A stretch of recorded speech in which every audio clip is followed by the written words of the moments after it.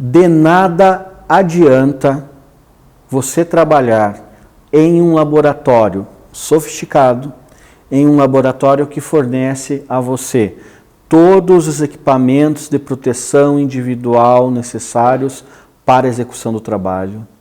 De nada adianta você trabalhar num laboratório que tenha todos os equipamentos de proteção coletiva, se você não tiver, se você não praticar comportamentos biosseguros.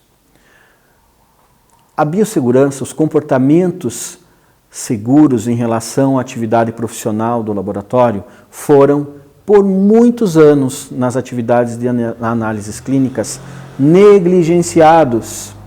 Muitos profissionais da bancada de laboratório, por muitos anos, agiam com um verdadeiro desdém em relação às atitudes biosseguras nos processos do laboratório. Eu comecei a trabalhar em análises clínicas, ainda como auxiliar de laboratório, em 1989. Neste ano eu estou fazendo 30 anos de análises clínicas e já vi muitas vezes muitos comportamentos negligentes em relação à biossegurança, principalmente lá naquela época, em 89 e antes disso, era muito comum pipetar com a boca, coletar sem luvas e não ter outros procedimentos e outras atitudes de biossegurança durante a atividade dentro do laboratório. Felizmente, os tempos mudaram e hoje em dia a gente vê cada vez mais comportamentos biosseguros. E é sobre eles que nós vamos falar agora. O primeiro comportamento, ou a primeira atitude, essa é talvez seja mais uma circunstância que deve inclusive ser cobrada por parte da administração e da direção do laboratório, mas que deve ser praticada ativamente por todo trabalhador da saúde, é a questão da vacinação. Hoje, a vacina obrigatória para o trabalhador do laboratório é a vacina contra a hepatite B. Essa vacina é tomada em 3 doses, deve ser registrada na carteirinha de vacinação e deve ser verificada a soroconversão, portanto, a formação de anticorpos por parte do trabalhador a partir do anti-HBs,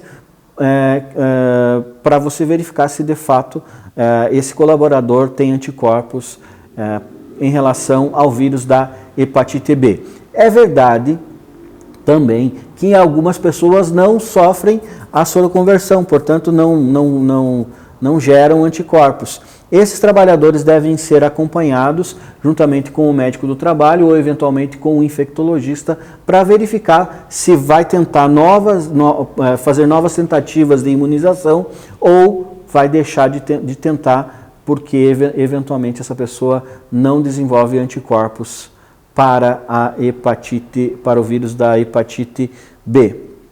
Outro comportamento fundamental de biossegurança é o seguinte: não se consome em hipótese alguma qualquer tipo de alimento ou bebida nas áreas operacionais do laboratório, nas áreas técnicas, nas áreas onde se manipula a amostra biológica. Mas eu não posso nem deixar minha garrafinha de água aqui do lado? Não, não pode.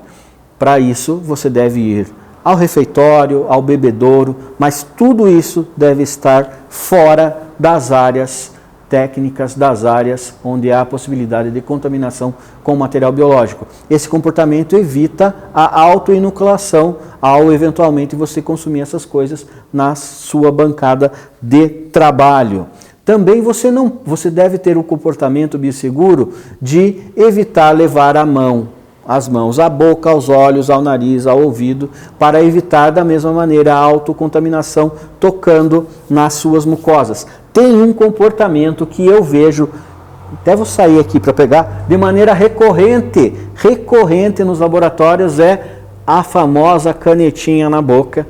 Tá? Muito comum, inclusive eu já vi mais de uma vez, em mais de um laboratório, microbiologistas ali dentro do seu setor, provavelmente nos setores mais contaminados do laboratório, levando a sua canetinha à boca com toda tranquilidade. Então, esse é um comportamento que nós devemos evitar no laboratório, evitar a levar qualquer tipo de objeto à boca, especialmente as canetas com que nós trabalhamos. Um outro comportamento fundamental dentro do laboratório é não pode, não deve, em hipótese alguma, utilizar qualquer tipo de cosmético. É muito comum a gente ver no laboratório pessoas que têm na sua gaveta, às vezes até mesmo no bolso do jaleco, um creminho hidratante para passar nas mãos, que acabam ficando ressecadas pelo uso da luva, pelo excesso de vezes com que se lava as mãos, mas também essa é uma prática que tem que ser abolida. Utilização de cosmético de qualquer tipo, isso vai incluir qualquer tipo de creme, utilização de batom, utilização de manteiga de cacau, que aqui no sul do Brasil a gente é muito acostumado a utilizar por causa do frio, que o lábio fica ressecado. Não se pode aplicar nenhum tipo de cosmético nas áreas operacionais do laboratório. Obviamente isso pode ser feito no toalete, no vestiário, mas não nessas áreas, ok? Mais um comportamento importante em relação ao laboratório e às áreas técnicas é que não se pode utilizar adornos. O que eu quero dizer com adornos? Qualquer tipo de penduricalho que você use no seu corpo e que pode também ser contaminado através da sua atividade de trabalho, como pulseiras, relógios, anéis, brincos longos. Esses adornos não devem ser utilizados para evitar que você também se contamine e leve essa contaminação para a sua casa, para o seu ambiente familiar. Mais uma coisa que deve ser proibida no laboratório são os cabelos soltos, como é o meu caso. Então, assim, não pode, gente. Então, cabelos devem ficar presos, certo? Para evitar, da mesma maneira que os adornos, que eles toquem nas superfícies de trabalho e se contaminem com os materiais que você está trabalhando. Alguns laboratórios têm suas equipes de trabalho nas áreas técnicas utilizando aquelas toucas para proteger, para conter os cabelos. Eu não vejo mal, não acho que isso represente qualquer tipo de mal, mas também eu não vejo tecnicamente uma necessidade absoluta de que se use. Quem quer usar, ok, é uma medida de proteção, ótimo, o cabelo não vai encostar na bancada, mas eu vejo isso muitas vezes como uma necessidade quando você pode contaminar o material que você está usando, trabalhando, como, por exemplo, quem está produzindo meios de cultura, por exemplo, eventualmente um cabelo cai na placa e pode contaminar o material, ou em outra atividade onde a amostra ou o material que está trabalhando pode ser contaminado por um cabelo que caia. Eu não vejo essa necessidade como uma obrigatoriedade do ponto de vista de biossegurança, mas se quiser usar, tá tudo beleza, vai proteger os cabelos das pessoas que estão trabalhando ali. Ok? Mais uma questão importante sobre o comportamento de biossegurança é sobre a questão de transporte de amostras. Seja o transporte dentro do próprio laboratório, seja o transporte em veículos. Nós temos uma aula específica sobre transporte e acondicionamento da amostra biológica. Então agora eu não vou entrar nos aspectos mais técnicos dessa questão de transporte e armazenamento, mas eu quero falar sobre uma questão de biossegurança. Quando você eventualmente vai transportar materiais biológicos em caixas, por exemplo, caixas térmicas, ou eventualmente nas próprias maletas de coleta, quando você vai fazer uma coleta externa, por exemplo, uma coleta domiciliar, uma coleta ocupacional em alguma empresa, uma coleta hospitalar, vai transportar essas amostras em maletas ou em caixas, estas caixas não podem ser transportadas junto ao motorista e aos passageiros na cabine do veículo. Imagine a seguinte situação: você está usando seu cinto de segurança e sofre um acidente, um impacto, o carro eventualmente sofre um capotamento ou um tombamento, mas você está usando o cinto de segurança, os airbags funcionam e se abrem, você não sofre nenhum ferimento, mas daqui a pouco você olha e você está coberto de sangue e coberto de outros materiais que estavam sendo transportados na caixa, que se abriu com o impacto e despejou todo esse material sobre você, gerando uma contaminação. Portanto, caixas de transporte de materiais biológicos, além do acondicionamento próprio, que é assunto de uma outra aula, devem ser transportadas no porta-malas do veículo, devidamente travadas, através de tirantes, através de mecanismos para evitar que a caixa fique batendo, mas em hipótese alguma devem estar na cabine do veículo junto com o motorista e com os passageiros por essa questão. Outra questão, o transporte das amostras dentro do laboratório não deve ser feita nos bolsos do seu jaleco, nem nas suas mãos, quando vai levar, por exemplo, uma amostra do setor de coleta para o setor de triagem ou para as áreas técnicas, ou quando vai transportar amostras de um determinado setor do laboratório para outro. Você deve transportar essas amostras em estantes, em bandejas, para evitar também que em caso de acidente haja, por exemplo, derramamento de material biológico no seu jaleco e contamine a sua roupa, ou que você sofra uma queda e caia sobre os tubos e possa se ferir e se contaminar. Então, transportar de maneira adequada dentro do laboratório também é fundamental como comportamento de biossegurança. Pipetagem, como eu havia falado, não se pipeta, em hipótese alguma, um líquido, um material biológico com a boca. É um comportamento que, se ainda existe, tem que ser completamente banido. Para isso existem os pipetadores, peras de borracha e vários acessórios que vão facilitar a pipetagem. Então, hoje em dia, não há desculpa alguma para que se pipete qualquer tipo de material biológico com a boca. Outra questão fundamental, dá uma olhada nessa imagem. Em hipótese alguma se recapa agulha.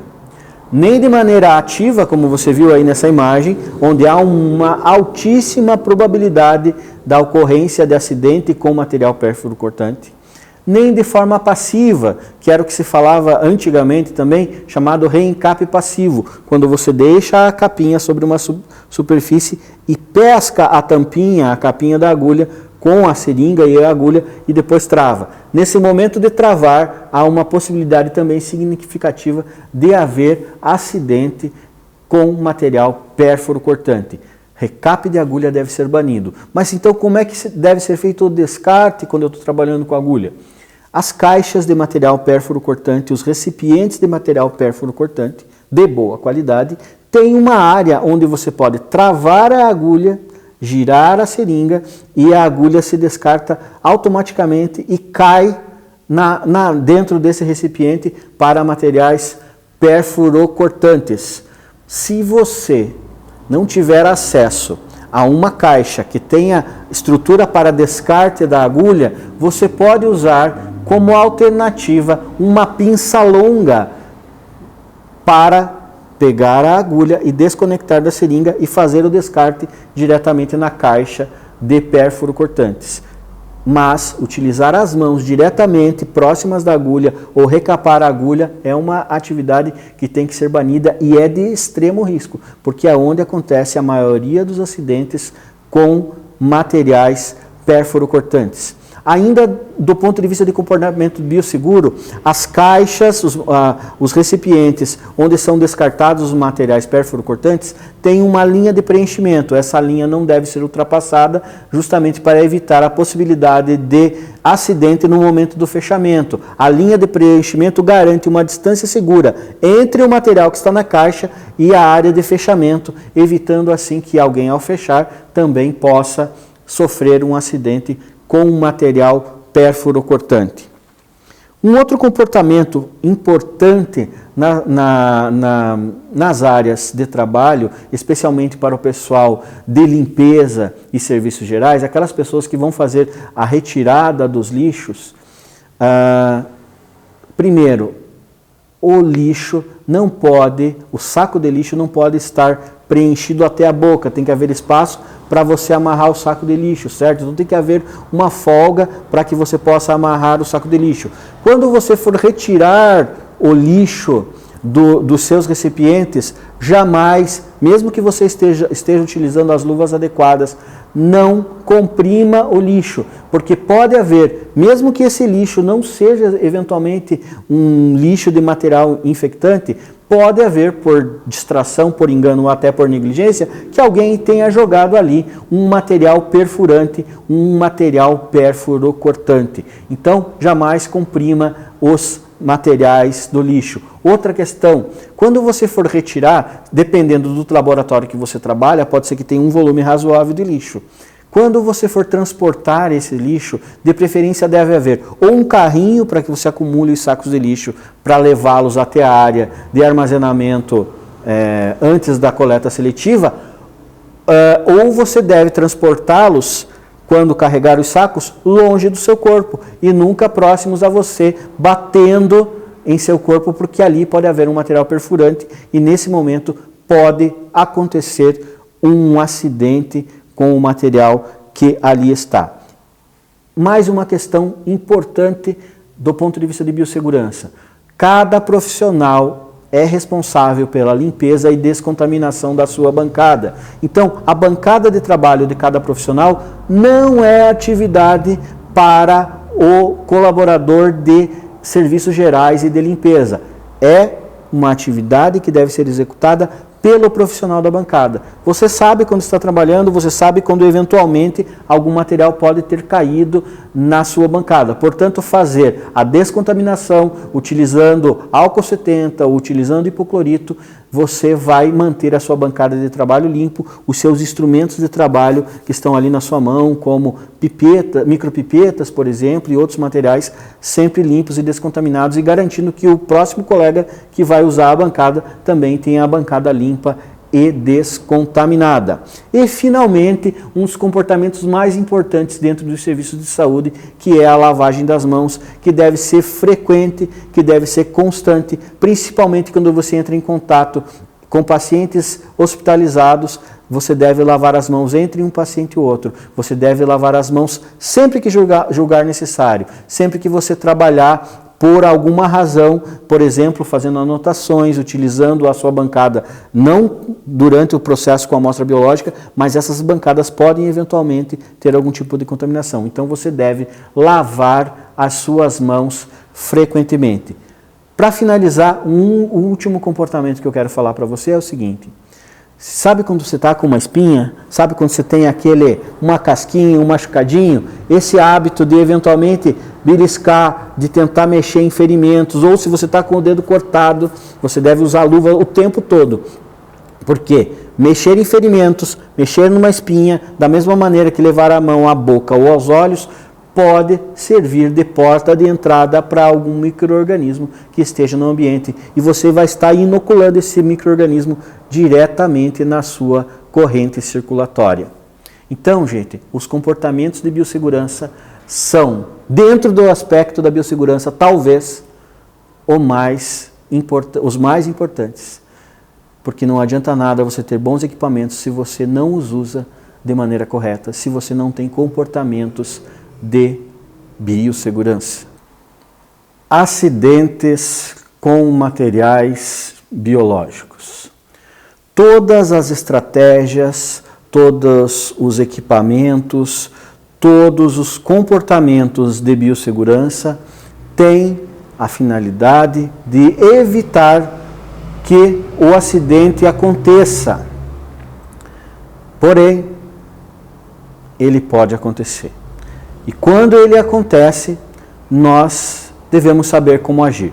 Primeiro, eu quero contar um pouquinho da minha experiência pessoal com acidente em ambiente de trabalho, de situações onde houve negligência de comportamento biosseguro e coisas que aconteceram comigo. Como eu falei já na outra parte dessa aula, eu comecei a trabalhar em 1989. E justamente naquele ano foi quando aconteceu meu primeiro acidente com material biológico. Eu estava pipetando urina para fazer um procedimento de detecção de proteína de Benz Jones. Estava pipetando a amostra para transferir para o tubo.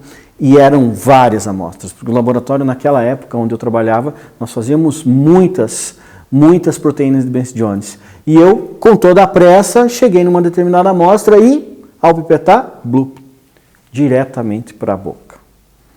Tirando a parte do nojo, havia uma possibilidade imensa de contaminação com, por exemplo, hepatite B, se a amostra estivesse contaminada. Tenho mais uma história de acidente para contar para vocês.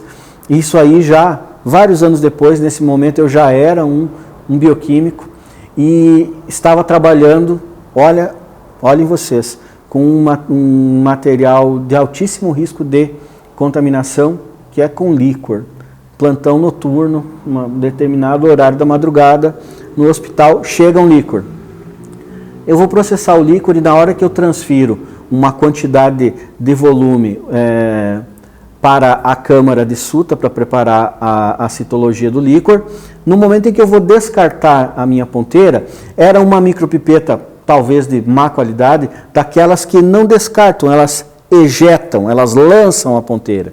E havia um frasquinho, um potinho, onde nós descartávamos as ponteiras. Ali naquele potinho tinha água, hipoclorito. Nem estou questionando se o potinho é certo ou errado, mas ao meu ver, as ponteiras têm que ser descartadas diretamente no lixo, porque elas não vão ser reutilizadas, então não tem por que descartar num potinho, mas isso é da época que se lavava ponteiras, tá? Quando eu descartei e esse recipiente estava na bancada onde eu estava trabalhando, sentado, ele estava assim razoavelmente próximo do meu rosto.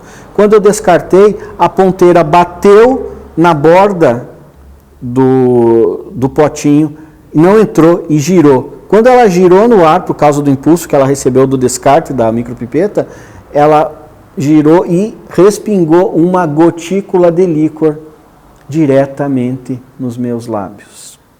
Então, mais uma possibilidade de contaminação com a amostra biológica. Felizmente, nos dois casos, na urina e no líquor, as amostras não tinham nenhuma patologia significativa, o líquor estava absolutamente límpido, sem nenhum sinal de infecção. Mas você imagine que se a urina estivesse contaminada com hepatite B, eu já teria me contaminado. Se aquele líquor fosse de uma meningite meningocócica, eu poderia nem estar aqui conversando com vocês. Então, ali, ao longo desses 30 anos, 2 acidentes. E talvez o que eu não sei dizer se o líquor ou este que eu vou contar agora é o meu terceiro acidente com material biológico. Quando eu trabalhava numa empresa distribuidora de materiais para laboratórios, eu era assessor científico e eu estava fazendo uma demonstração em relação a alguns tubos num equipamento de hematologia, portanto com sangue total, e eu peguei uma agulha de punção e perfurei as tampas de 4 ou 5 tubos que eu estava segurando na mão. Eu estava usando luvas para mostrar que aqueles tubos estavam gerando pressão positiva, eles estavam perdendo a rolha dentro do equipamento. Na verdade, era uma argumentação para mostrar para o gestor do laboratório que aquela marca de tubo que ele estava usando não era uma marca de boa qualidade. Mas quando eu fiz esse processo, depois que eu perfurei com a agulha os tubos e mostrei para eles que aqueles tubos tinham pressão positiva, eu fui recapar a agulha. Quando eu recapei a agulha e fui fazer aquele travamento da agulha dentro da capinha, portanto a capinha na minha mão, coloquei e fui travar, a agulha perfurou a lateral da capinha e cravou na minha mão. Esse foi talvez o mais assustador dos meus acidentes com material biológico. Eu fiz somente neste caso, e não me orgulho disso, de ter sido negligente nos anteriores, fiz o acidente de trabalho, conforme deve ser feito, eu já vou falar sobre isso. E neste caso, eu tomei coquetel de maneira profilática, coquetel com medicamento antirretroviral, justamente para evitar a possibilidade de contaminação por HIV, eventualmente das amostras que eu estava manipulando. Felizmente, depois de exames seriais, eu não me contaminei. Nos outros 2 casos, eu fui negligente ao comunicar o acidente de trabalho e fui favorecido pela sorte. Dizem que o universo favorece os loucos e os bêbados e talvez eu tenha sido salvo por conta disso, mas poderia nem estar aqui para contar a história. Então, gente, o que eu quero falar para vocês é o seguinte: o acidente pode acontecer com qualquer um, em qualquer momento. Pode ver que nos 3 casos onde eu sofri um acidente com material biológico, foram comportamentos negligentes em relação à biossegurança. Pipetar com a boca, descarte de uma ponteira que deveria ir para o lixo utilizando uma micropipeta inadequada, sem utilizar óculos e máscara. E foi por isso que, se eu estivesse usando a máscara cirúrgica, aquele líquor não teria espirrado na minha boca. E o último deles, pérfuro cortante, reencapando uma agulha. Então, novamente, nós voltamos à questão do comportamento. Porém, se você sofrer algum acidente com material biológico, a primeira coisa que você precisa fazer, reportar ao seu superior imediato, ao seu gerente, ao seu diretor, e tomar as providências de encaminhamento para a produção da CAT, Comunicação de Acidente de Trabalho, e ser encaminhado para o serviço médico do trabalho, para o médico avaliar o nível de exposição que você sofreu e tomar as medidas necessárias do ponto de vista profilático, do ponto de vista de tratamento, para evitar uma possível contaminação com os materiais biológicos. Então lembre, na ocorrência de acidente, que todos nós estamos sujeitos, a CAT ou o CAT, a comunicação de acidente de trabalho, deve ser feita e você deve ser encaminhado imediatamente ao médico do trabalho ou ao médico que estiver disponível ali no serviço para tomar as medidas necessárias e, se for o caso, eventualmente tomar medicação, fazer exames de acompanhamento e monitorar a situação.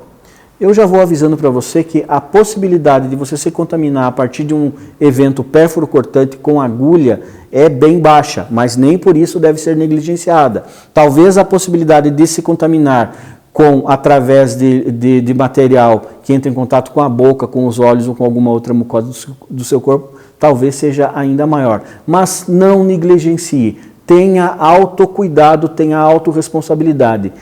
Se expôs a material biológico de alguma maneira, faça o acidente de trabalho, faça o procedimento de acidente de trabalho para que você não sofra as consequências, para que você não leve essa consequência para a sua família e para que você tenha um registro formal dessa ocorrência, e isso está previsto na legislação trabalhista. Também tem um detalhe, não sei se você sabe, mas profissional da saúde que sofre acidente com material pérfuro cortante tem prioridade de atendimento. Num pronto atendimento, num hospital, ele deve ser atendido com prioridade, de maneira prioritária, e as ações eventuais decorrentes do acidente devem ser tomadas imediatamente. Essa é uma responsabilidade do laboratório, do seu empregador, facilitar e promover essas ações em relação ao acidente de trabalho. Pessoal, as noções gerais de biossegurança são essas. Nós poderíamos falar há muito tempo sobre muitas ações que podem ser tomadas, sobre aquelas imagens que você viu lá no começo, lembra?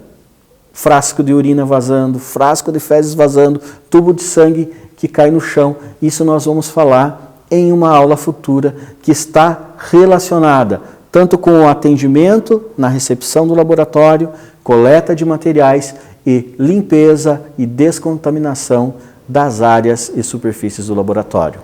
Essa foi a nossa aula de biossegurança. Obrigado pela atenção, um abraço.